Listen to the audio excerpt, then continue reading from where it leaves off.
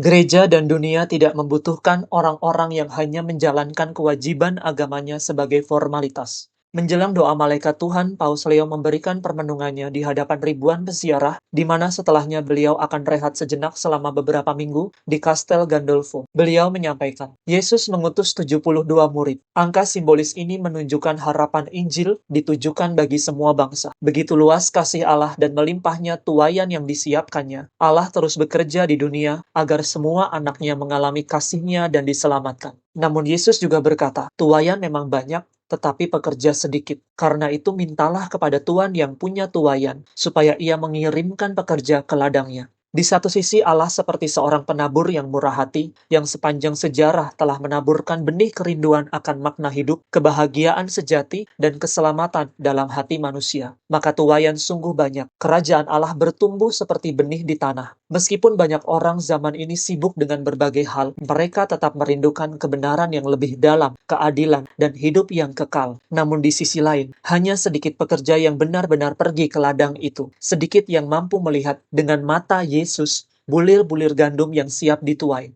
Tuhan ingin melakukan hal besar dalam hidup kita dan dalam sejarah manusia, tapi hanya sedikit yang menyadari hal ini. Berhenti sejenak untuk menerima karunia itu, lalu mewartakannya kepada orang lain.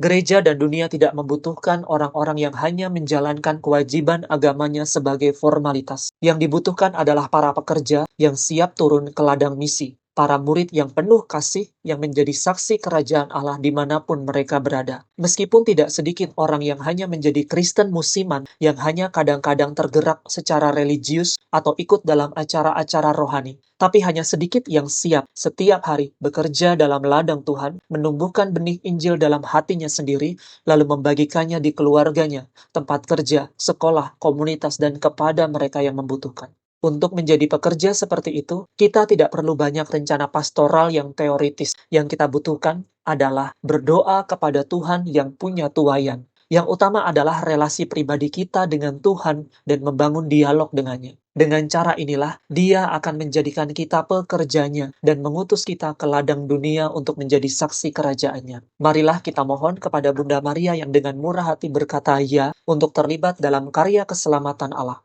agar Ia mendoakan dan menyertai kita di jalan panggilan kita, supaya kita pun menjadi pekerja-pekerja penuh sukacita dalam kerajaan Allah.